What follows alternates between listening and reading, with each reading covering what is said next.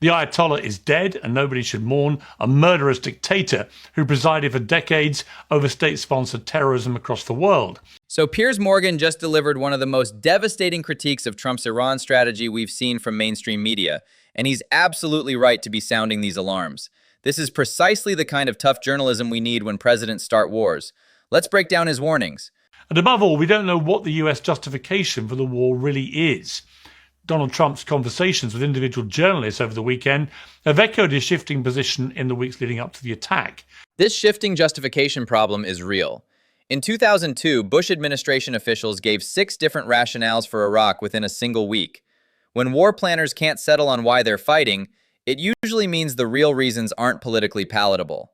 On the one hand, it's about Iran's nuclear capabilities, which Trump had said were obliterated and set back decades only last year. On the other, it's about freedom for Iranians and protection for protesters, which many in his base feel is simply not America's business. It's precisely because we don't know so much. This is an enormous gamble by the American president, by far the biggest across either of his presidencies. The contradiction he's highlighting here is stark. Trump campaigned on America First isolationism, yet he's now potentially committing to the biggest Middle East intervention since Iraq. His base is genuinely split on this, and the confusion shows in polling. Trump's legacy will surely now be defined by what happens next, just as Tony Blair and George W. Bush are defined by the wars in Iraq and Afghanistan. A free and democratic Iran, allied with the West, would be an outcome that eclipses any of Trump's domestic failures or successes. But the same thing applies with equal menace to a regime change that goes the way of US-led regime changes in Afghanistan, Libya, Iraq, and elsewhere. The historical precedent here is terrifying. Libya went from Africa's highest HDI to a failed state with slave markets. Iraq cost $4 trillion and created ISIS. Afghanistan speaks for itself. 0 successful democratic transitions from US regime change operations. Because, as I'm sure you're aware, in the start of this century, in the build-up to the war in Iraq, Tony Blair went against public opinion in the UK, went without a second UN resolution, believed he had the legal authority, used the argument that Saddam Hussein had weapons of mass destruction in Iraq and therefore had to be stopped. And then, of course, we know what happened is we went in collectively, US, UK, other allies.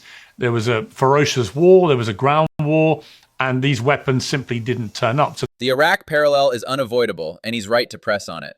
Blair's career never recovered from that intelligence failure. The Chilcot report showed how thin the WMD evidence really was, yet here we are again with claims about imminent nuclear threats. What I think people are concerned about here is that we could be, if we're not careful, stumbling into a similar situation where now the tinderbox has been well and truly let off.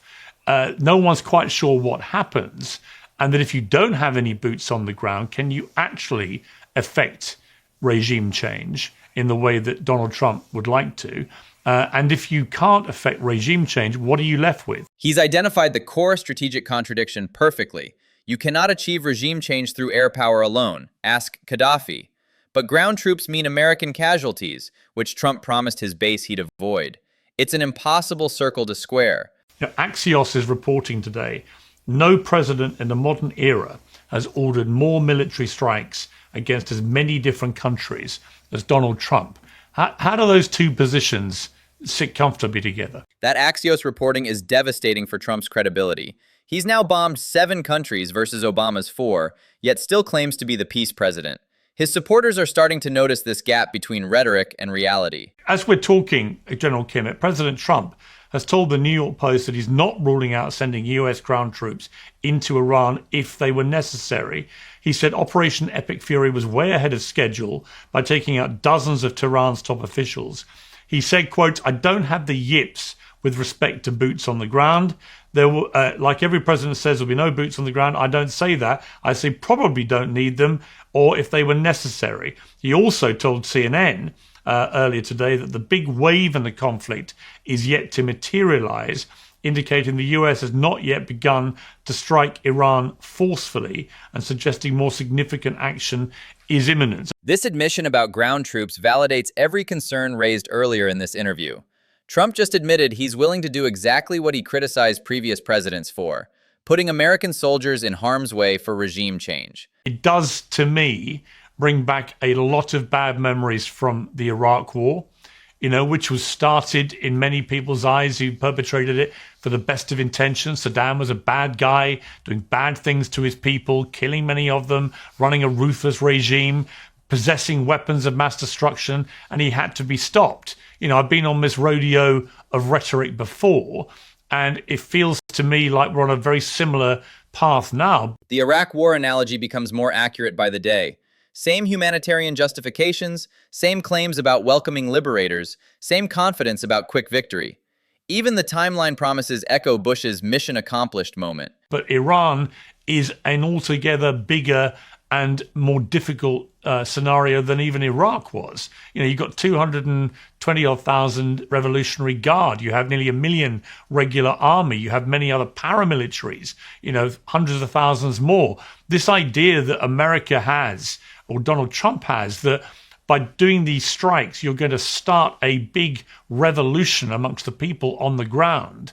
They've got to get past 1.5 million very heavily armed people that will try and stop them. And we saw recently they stopped 30,000 of them by killing them. These numbers are crucial context. Iran's Revolutionary Guard alone is larger than the entire British Army. Add their million-strong regular forces plus Basij militia, and you're looking at potentially the largest ground war since World War II. A lot of people believe that what we're seeing here is the culmination of Benjamin Netanyahu's 40-year dream, which is the dismantling of the Iranian regime, and that it's more in Israel's interest than anybody else's, and that America has been sucked into supporting this, and that already what we're seeing is a slightly out of control situation, which could, if we're not very careful here, lead to a full-blown war in the Middle East. What is your response to that? Does Donald Trump seem to you as someone who will be dragged into something he doesn't want to do? I would say, knowing him, no. But I also think that Benjamin Netanyahu has clearly been very persuasive to Donald Trump in the way that he has now gone after Iran. This Netanyahu influence angle is critical and rarely discussed. Israel has wanted Iranian regime change for decades, but lacks the military capacity alone.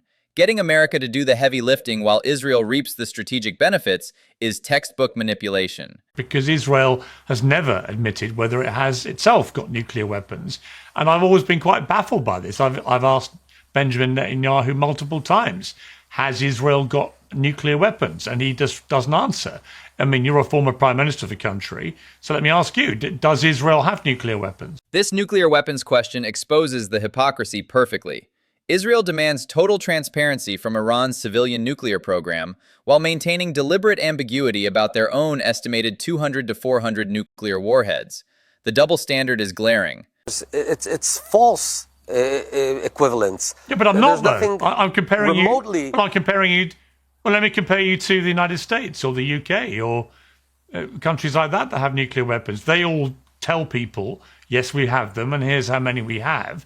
The only country in the world which doesn't answer the question, although you do seem to be suggesting from your answer that Israel doesn't have them when most people believe you do. This is exactly the kind of journalism we need more of, forcing officials to confront uncomfortable truths about nuclear double standards and alliance obligations.